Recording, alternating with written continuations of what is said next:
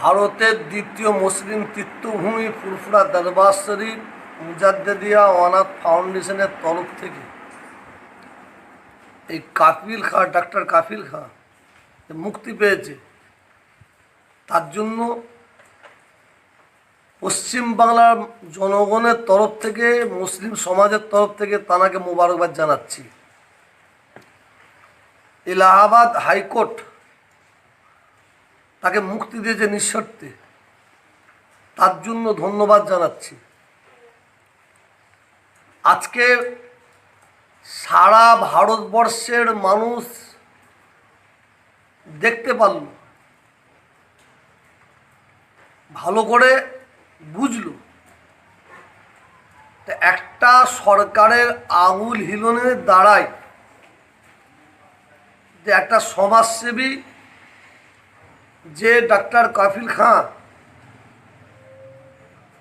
সারা উত্তরপ্রদেশের মানুষের চোখের মণি, নয়নের মণি এবং ভারতবর্ষের কাছে যার উচ্চতম সম্মান, কারণ তিনি একটা সমাজসেবী, বড় ডাক্তার, তিনি তিনার প্রাণের ঝুঁকি নিয়ে মানুষের সেবা করেছে, এর জ্বলন্ত প্রমাণ বহুত আছে।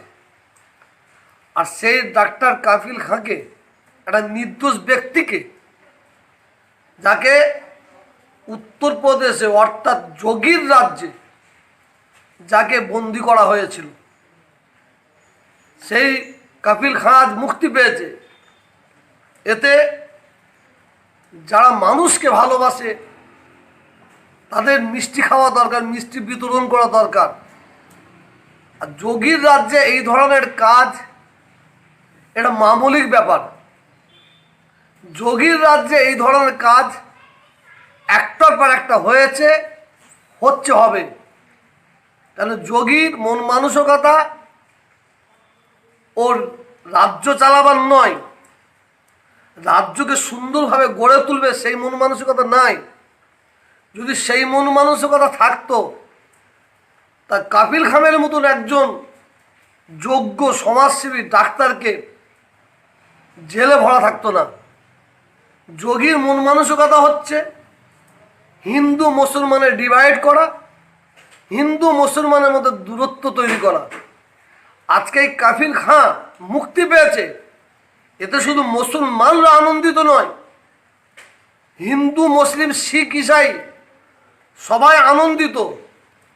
যারা সাম্প্রতির মনোভাবপূর্ণ ব্যক্তি তারা আনন্দিত, যারা সাম্প্রদায়িক মনোভাবপূর্ণ ব্যক্তি তারা লজ্জিত। তাদের মুখে ঝামা ঘষে দিয়ে আজকে কাফিল খাঁ মুক্তি পেয়েছেন। এলাহাবাদ কোর্টের জাস্টিস মশাইকে আমি ধন্যবাদ জানাবো বাংলার মানুষের তরফ থেকে, বাংলা সংখ্যালঘু মুসলিমদের তরফ থেকে।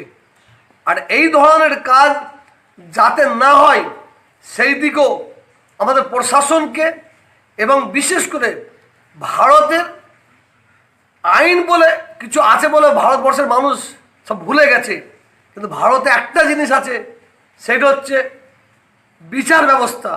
সেই বিচার ব্যবস্থা যাতে মানুষ সুন্দরভাবে বসবাস করে, তার জন্য আমি লক্ষ্য রাখার জন্য অনুরোধ করছি। আচ্ছা হুজুর, ভারতবর্ষের এই যে জেলে যেসব কয়েদিরা রয়েছে, মুসলিমদের সংখ্যা এত বেশি কেন?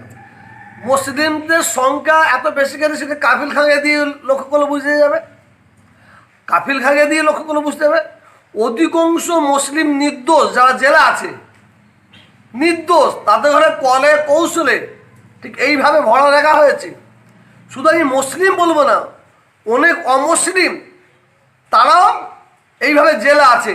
কারণ যারা রাজনীতি চাটুকারি করতে পারবে তারা জেলে থাকবে না, আর যারা অন্যায়ের বিরুদ্ধে করবে সেটা সরকারের পক্ষে যাবে না, তাদের জেলে থাকতে হবে।